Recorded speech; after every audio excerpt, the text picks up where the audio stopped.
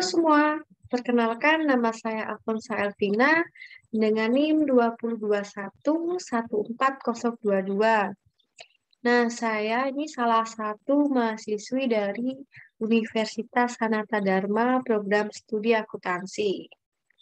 Nah, di sini saya akan menjelaskan tentang perkembangan perekonomian Indonesia. Yang pertama di sini saya akan membahas mengenai pertumbuhan perekonomian. Nah, untuk definisinya sendiri, pertumbuhan perekonomian adalah ukuran kinerja perekonomian makro suatu negara untuk mengetahui tingkat kesejahteraan warga negaranya. Nah, selanjutnya ini ada periodisasi pertumbuhan ekonomi di Indonesia. Yang pertama di Indonesia itu ada masa sebelum kemerdekaan, yaitu berlangsung dari tahun yang saya kurang tahu hingga tahun 1945. Nah, masa sebelum kemerdekaan ini ada masa pendudukan Belanda. Kita semua tahu pada masa pendudukan Belanda itu penguasa perdagangan di Indonesia adalah VOC. Nah, VOC ini pertumbuhan ekonomi pada masa pendudukan Belanda hanya sebagai indikator bahwa terdapat aktivitas ekonomi dengan produktivitas mengalami peningkatan. Nah, dalam VOC ini mempunyai peraturan, yaitu wajib menyerahkan hasil bumi dan pajak hasil bumi untuk mendukung monopoli tersebut. Nah, masa sebelum kemerdekaan juga ada masa pendudukan Inggris. Pada masa pendudukan Inggris ini kita semua tahu bahwa pada masa ini Raffles menerapkan beberapa kebijakan. Di antaranya ada sistem sewa tanah, persaingan tidak sehat, dan pengekangan kekuasaan kerajaan. Nah, stabilitas ekonomi pada masa ini cenderung buruk karena pemilik lahan sendiri itu wajib membayarkan pajak kepada pendudukan Inggris itu, karena bagi mereka yang tidak mampu membayar pajak menggunakan uang dapat menggantinya dengan beras. Yang ketiga ada masa tanam paksa. Nah, pada kondisi ini, kondisi di mana masyarakat Indonesia itu kesejahteraannya ditindas karena upah yang diberikan tidak sesuai dengan jerih payah yang mereka lakukan. Jadi pekerjaan yang mereka lakukan dengan upahnya itu tidak balance gitu. Kalau dalam akuntansi apa ya? Artinya tidak balance gitu, tidak seimbang. Nah, yang berikutnya ada masa pendudukan Jepang. Nah, pada masa ini kesejahteraan masyarakat Indonesia merosot tajam dan terjadi kekurangan pangan. Nah, yang kedua itu sekarang ada masa awal kemerdekaan yang dimulai pada tahun 1945 hingga 1951. Yang ketiga ada masa Orde Lama. Nah, ini atau masa Orde Lama ini dimulai sejak kemerdekaan Indonesia, yaitu pada tahun 1945, pada tanggal 17 Agustus tepatnya. Nah, keadaan ekonomi Indonesia pada saat itu mengalami kegiatan produksi terhenti dan tingkat inflasi yang sangat tinggi. Selama periode 1945, struktur perekonomian di Indonesia masih peninggalan zaman kolonial. Nah, yang selanjutnya ada masa Orde Baru yang berlangsung sejak tahun 1967 hingga 1998. Yang kelima itu ada masa Orde Reformasi. Nah, berlangsung sejak tahun 1999 hingga sekarang ini.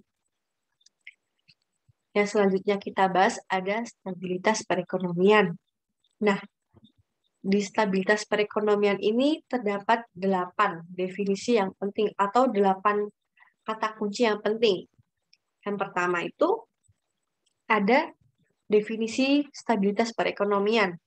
Nah, stabilitas perekonomian sendiri adalah perekonomian makro yang sulit diprediksi. atau perekonomian yang tidak stabil. Yang kedua, itu ada Keynes, atau untuk mencapai stabilitas, maka perlu intervensi pemerintah. Jadi, pemerintah itu ikut campur. Nah, yang ketiga, akibat dari kondisi perekonomian yang tidak stabil, yaitu ada sisi ekonomi dan non-ekonomi. Dalam non-ekonomi sendiri ada sisi sosial dan politik. Nah, yang keempat ada komparasi internasional, yaitu negara-negara sedang berkembang cenderung tidak stabil dibandingkan dengan negara yang sudah maju. Yang kelima ada pengukuran kondisi makroekonomi yang tidak stabil jika terjadi volatilitas. Untuk mengukur ketidakstabilan dapat dilakukan dengan komposit, yaitu menggunakan lebih dari satu variabel. Dan parsial hanya menggunakan satu variabel saja. Yang keenam itu ada kebijakan stabilitas ekonomi dapat dilakukan dengan kebijakan moneter, fiskal, dan kebijakan non-moneter dan fiskal. Yang berwenang dalam kebijakan moneter adalah BI atau Bank Indonesia. Dan yang bertanggung jawab dalam kebijakan fiskal adalah pemerintah, yaitu kabinet yang sedang berjalan sekarang. Karena kebijakan fiskal ini berkaitan dengan APBN. Yang ketujuh ada IMF atau Lembaga Keuangan Internasional. Nah, lembaga ini berfungsi untuk membantu negara-negara anggotanya untuk mengatasi masalah keuangan atau krisis ekonomi.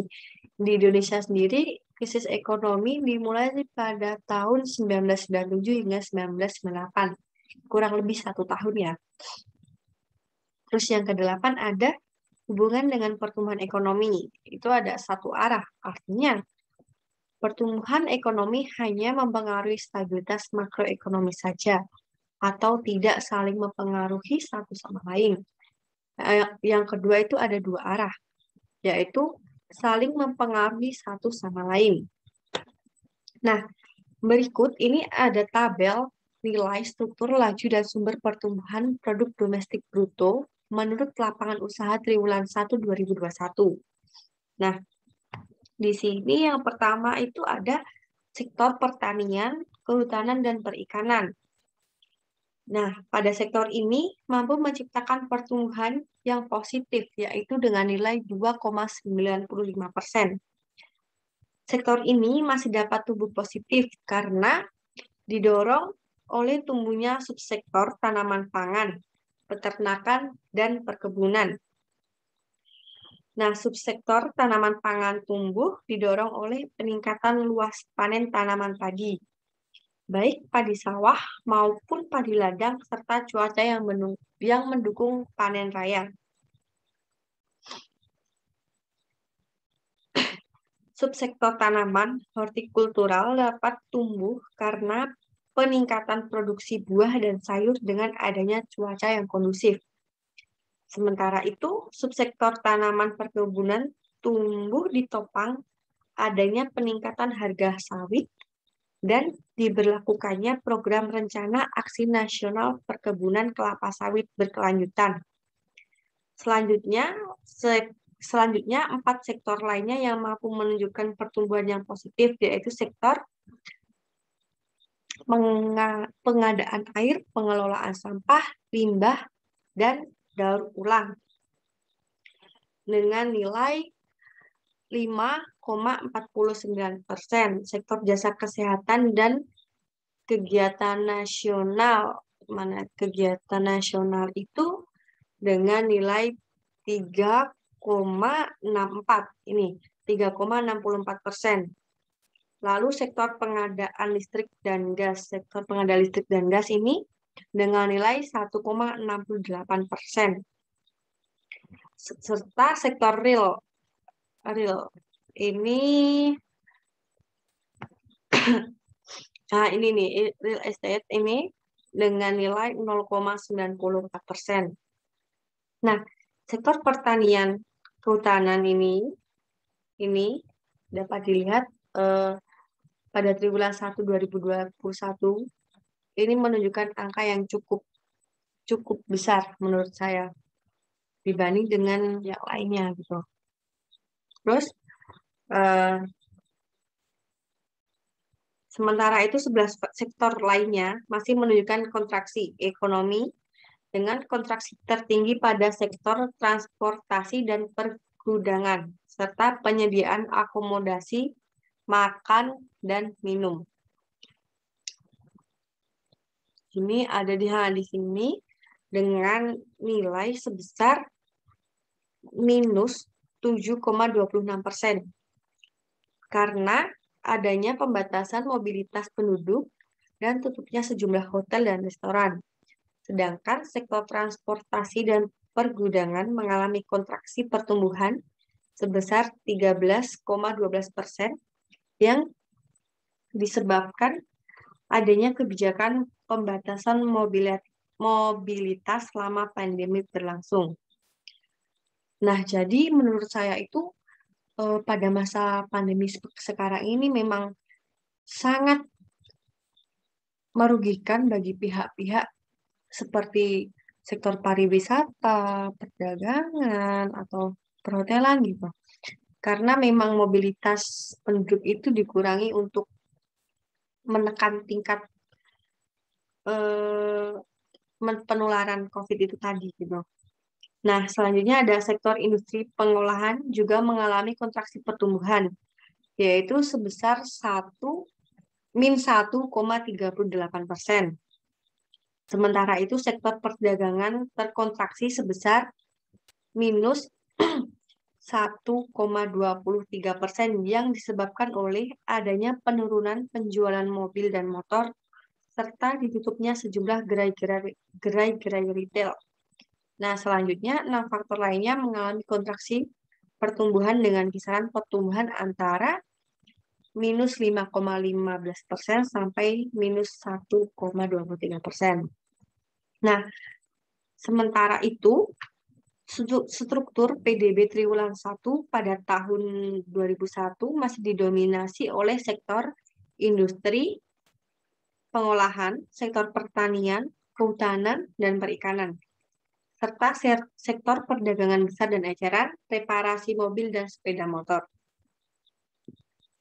Sektor industri pengolahan berkontribusi sebesar 19,84%. Nah, ada di sini industri pengolahan, ini ada 19,84% dari total perekonomian.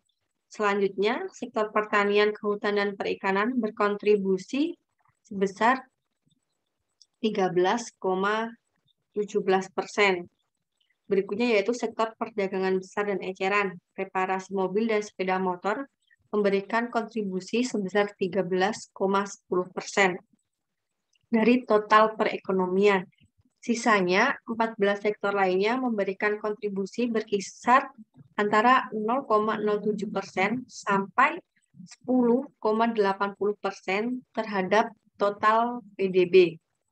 Nah, dilihat dari PDB pengeluaran pada triwulan 1 tahun 2021, pertumbuhan komponen pengeluaran tertinggi ada di komponen pengeluaran pemerintah dengan laju pertumbuhan sebesar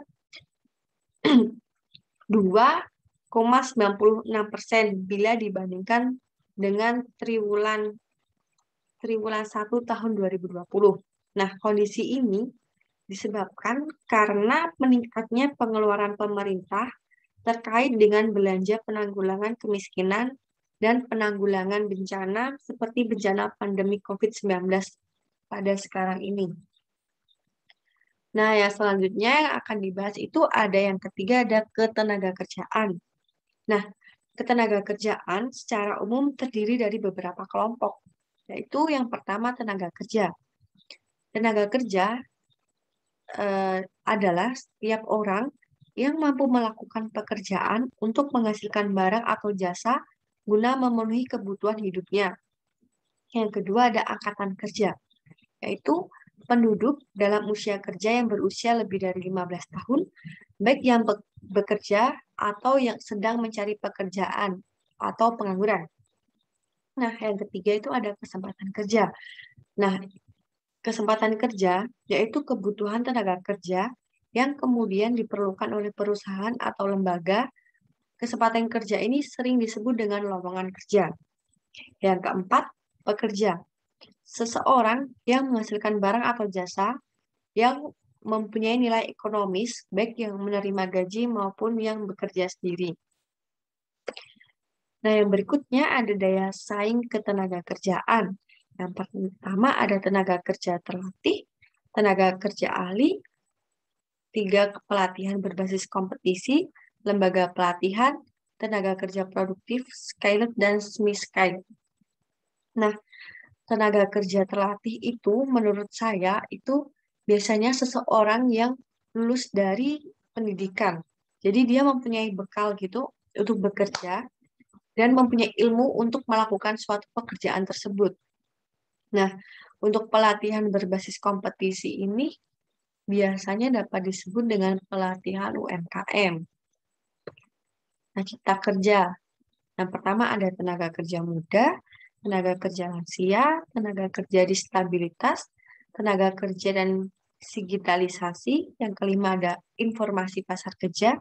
Yang keenam pekerja migran Indonesia. Yang ketujuh ada tenaga kerja asing. Nah, tenaga kerja asing ini merupakan penduduk bukan asli warga Indonesia. Ya, mungkin bisa disebut warga negara luar negeri yang bekerja di wilayah negara Indonesia. Nah, ketenaga kerjaan itu pasti memiliki masalah. Yang pertama ada jumlah angkatan kerja yang banyak, yang kedua kualitas angkatan kerja relatif rendah, yang ketiga persebaran tenaga kerja yang tidak merata, yang keempat kesempatan kerja terbatas, yang kelima sebaiknya lapangan pekerjaan, yang keenam ada PHK, yang ketujuh ada pengangguran. Semakin tinggi tingkat jumlah sumber daya manusia, maka semakin tinggi tingkat ketenaga kerjaan, maka dari itu biasanya akan menimbulkan masalah. Nah, biasanya jumlah angkatan kerja yang banyak ini disebabkan karena pertumbuhan sumber daya manusia itu di suatu wilayah itu meningkat. Lalu kesempatan kerja yang terbatas biasanya ini tenaga kerja yang tidak terlatih kalah dengan tenaga kerja yang terlatih. Misalnya pada sekarang ini banyak lowongan pekerjaan yang menyediakan pekerjaan dengan minimal pendidikan. Sedangkan di wilayah Indonesia sendiri itu paling tidak sekarang itu eh, terakhir pendidikan itu dari lulus SMP itu sudah banyak sekali ya. Apalagi sekarang kan masa-masa COVID seperti ini mungkin ada yang jenuh sekolah gitu kan, lebih memilih memutus untuk melanjutkan ke pendidikan gitu. Dia memilih untuk bekerja, sedangkan untuk bekerja itu sekarang memiliki kualifikasi sendiri. Nah, karena memang mereka yang tidak mendapatkan lapangan pekerjaan, maka akan menimbulkan pengangguran. Pengangguran sendiri itu eh, terdapat beberapa jenis-jenis pengangguran yang memang mereka ini kadang ada yang memang sedang mencari pekerjaan atau memang tidak bekerja sama sekali gitu. Nah, eh, ini penyebab ini misalnya ini dari eh, pengangguran ini dapat disebabkan karena kesempatan kerja terbatas, itu terus kualitas angkatan kerja yang relatif rendah, jumlah angkatan kerja yang banyak ya, itu dapat menyebabkan pengangguran. Kalau PHK sendiri untuk sekarang ini PHK disebabkan emang karena pengurangan tenaga kerja yang disebabkan oleh pandemi COVID ini gitu. Yang selanjutnya ada cara mengatasi masalah ketenaga kerjaan. Itu yang pertama ada mengadakan transmigrasi. Yang kedua mengadakan pelatihan kerja. Yang ketiga ada menggalakkan program keluarga berencana atau KB. Yang keempat ada mengembangkan kebijakan yang tepat. Nah, mengadakan transmigrasi ini biasanya dilakukan dari suatu daerah ke daerah lain. Misalnya, kan di Jawa ini penduduknya udah padat, lalu ditransmigrasikan ke wilayah yang cenderung penduduknya sedikit, misalnya di Sumatera, di Kalimantan, ataupun di wilayah-wilayah mana yang memang pertumbuhannya itu lebih sedikit dan penduduknya berjumlah lebih sedikit. Terus menggalakkan program KB. Menggalakkan program KB ini dapat menekan tingkat pertumbuhan sumber daya manusia. Gitu. Nah, berikut ada indikator data ketenagakerjaan. Pada tahun 2018, jumlah angkatan kerja yaitu ada di angka 487.366. Jika dilihat dari datanya, ini dari tahun ke tahun, jumlah angkatan kerja ini selalu meningkat. Kalau untuk jumlah penduduk usia 15 tahun ke atas ini juga cenderung meningkat pada tahun 2018 ke 2019. Sedangkan dari 2019 ke 2020 itu tingkat jumlah penduduk usia 15 tahun ke atas itu menurun. Nah, lalu ini ada rasio penduduk yang bekerja atau tingkat kesempatan kerja. Nah, ini malah dari tahun ke tahun tingkat kesempatan kerja itu menurun. Pada tahun 2018 itu di angka 93,94%. Lalu di tahun 2019 di angka 93,69%. Sedangkan pada tahun 2020 di angka 92,44%. Dapat dilihat kesempatan kerja di Indonesia itu mengalami penurunan. Nah, yang selanjutnya rasio ketergantungan.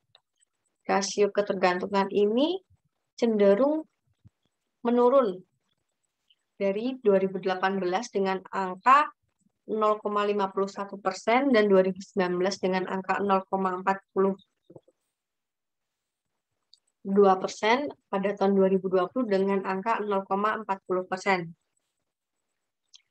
Nah, yang di sini tadi ada tingkat pengangguran terbuka. Ini juga dapat dilihat dari tahun 2019 ke 2020 mengalami peningkatan. Bisa dikatakan lebih dari 1% gitu. Nah, tingkat pengangguran terbuka sendiri adalah mereka yang tak punya pekerjaan dan mencari pekerjaan. Mereka yang tak punya pekerjaan dan mempersiapkan usaha. Mereka yang tak punya pekerjaan dan tidak mencari pekerjaan karena merasa tidak mungkin mendapatkan pekerjaan. Pesimis bisa dikatakan begitu. Nah, kita lanjut. Yang selanjutnya ada neraca pembayaran. Ini adalah pembahasan kita yang keempat. Nah, neraca pembayaran sendiri yaitu suatu pembukuan yang menunjukkan aliran pembayaran yang dilakukan dari negara-negara lain ke dalam negeri dan dari dalam negeri ke negara lain. Nah, pembayaran yang dilakukan meliputi penerimaan dari ekspor dan pembayaran untuk impor barang dan jasa. Aliran masuk penanaman modal asing, dan pembayaran penanaman ke luar negeri, dan aliran keluar dan aliran masuk dalam jangka yang pendek. Yang selanjutnya ada kondisi perekonomian suatu negara dapat dilihat dari sisi internal dan eksternal. Dari sisi internal sendiri, antara lain pada perkembangan sektor real seperti produksi, konsumsi, dan investasi. Dan perkembangan sektor moneter seperti inflasi dan jumlah uang yang beredar. Sedangkan pada sektor eksternal tercermin pada perkembangan neraca pembayaran. Perkembangan neraca pembayaran memiliki keterkaitan yang erat dengan perkembangan sektor fiskal dan moneter. Nah, yang berikut ada perkembangan neraca pembayaran. Itu ada dua masa, yaitu masa sebelum krisis ekonomi dan sejak krisis ekonomi pada tahun 2001. pada masa sebelum krisis ekonomi, yang pertama ada neraca perdagangan non-migas pada umumnya mengalami defisit. Sementara itu, neraca perdagangan migas selalu menunjukkan surplus. Yang kedua, neraca jasa Indonesia menunjukkan pengeluaran yang lebih besar dibanding penerimaannya sehingga menunjukkan defisit atau sama dengan neraca perdagangan. Yang ketiga, transaksi berjalan sebagaimana neraca perdagangan dan neraca jasa pada umumnya menunjukkan defisit untuk transaksi berjalan non-migas dan menunjukkan surplus untuk transaksi berjalan migas. Yang keempat, transaksi modal pada umumnya menunjukkan surplus. Nah, yang selanjutnya ini pada masa krisis ekonomi pada tahun 2001. Yang pertama, ada neraca perdagangan secara keseluruhan menunjukkan surplus. Yang kedua, neraca jasa tetap menunjukkan karakteristik defisit. Dan yang ketiga, transaksi berjalan menunjukkan surplus. Yang keempat, transaksi modal setelah terjadinya krisis ekonomi mengalami defisit. Nah, dari kedua masa ini terlihat jelas. Misalnya ini pada sebelum krisis ekonomi, transaksi modal pada umumnya menunjukkan surplus, sedangkan pada sejak krisis ekonomi, transaksi modal mengalami defisit. Gitu. Jadi perbedaannya terlihat jelas ya di sini ya. Lalu yang berikutnya ini ada keterkaitan antara sektor eksternal itu dengan sektor-sektor yang lainnya. Dapat dilihat bahwa perkembangan permintaan dan penawaran barang dan jasa di sektor real yang terkait dengan kegiatan ekspor dan impor tercermin pada perkembangan ekspor dan impor, baik barang maupun jasa pada transaksi berjalan. Demikian pula transfer, seperti hibah dari luar negeri kepada pemerintah yang merupakan bagian dari penerimaan anggaran negara, tercatat dalam transaksi berjalan. Nah, sementara itu, selain itu, transaksi pembayaran bunga pinjaman pemerintah yang merupakan bagian dari pengeluaran pemerintah dalam anggaran negara juga tercatat di neraca pembayaran pada pos penghasilan. Nah, dalam hal itu, aliran modal luar negeri yang merupakan salah satu sumber pembiayaan baik pada kegiatan sektor pemerintah atau fiskal maupun bank umum akan tercatat pada perkembangan transaksi modal dan keuangan dalam neraca pembayaran. Yang selanjutnya ini dilihat dari strukturnya, neraca pembayaran dapat dikelompokkan menjadi dua kelompok besar, yaitu transaksi berjalan dan transaksi modal. Masing-masing komponen dalam kelompok terdiri dari sisi kredit dan debit. Sisi kredit mencatat transaksi-transaksi yang menimbulkan hak bagi penduduk suatu negara untuk menerima pembayaran, dan sisi debit mencatat transaksi-transaksi yang menimbulkan kewajiban membayar bagi penduduk suatu negara terhadap penduduk negara lain. Nah, struktur neraca pembayaran terdiri dari beberapa komponen yang dapat dikelompokkan sebagai berikut. Yang pertama itu ada transaksi berjalan. Dalam transaksi berjalan terdapat perdagangan barang yang di dalamnya juga ada ekspor dan impor. Yang kedua ada jasa-jasa dan yang ketiga ada penghasilan. Yang selanjutnya ada transaksi modal. Yang pertama itu ada transaksi modal, yang kedua ada transaksi keuangan di luar cadangan devisa. Di dalamnya terdapat penanaman modal asing, modal langsung, investasi surat berharga, dan investasi lainnya. Yang ketiga ada perubahan cadangan devisa, yang keempat ada selisih perhitungan. Nah, yang selanjutnya yang kita bahas ada kurs valuta asing. Kurs valuta asing adalah nilai tukar mata uang terhadap mata uang lainnya. Kenaikan harga valuta asing disebut depresiasi atas mata uang dalam negeri. Artinya, nilai mata uang asing menjadi lebih mahal ini berarti nilai relatif mata uang dalam negeri merosot. Sedangkan turunnya mata uang asing disebut apresiasi mata uang dalam negeri. Artinya, nilai mata uang asing menjadi lebih murah ini berarti nilai relatif mata uang dalam negeri meningkat. Ada beberapa faktor yang mempunyai pengaruh besar terhadap perubahan nilai tukar tersebut. Yang pertama, perubahan dalam citra masyarakat. Yang kedua, perubahan harga dari barang-barang ekspor dan impor. Yang ketiga, kenaikan harga-harga umum atau inflasi. Yang keempat, ada perubahan dalam tingkat bunga dan tingkat pengembalian investasi. Yang kelima, ada perkembangan ekonomi. Nah, berikut ada perkembangan nilai tukar. Di sini saya mengambil data pada hari Kamis kemarin, tanggal 28 Oktober 2021, dan pada hari Jumat, 29 Oktober 2021. Di sini dapat dilihat pada tanggal 28 Oktober, ini rupiah bernilai 14.170 per dolar. Sedangkan pada tanggal 29 Oktober, rupiah menurun di angka 14.150.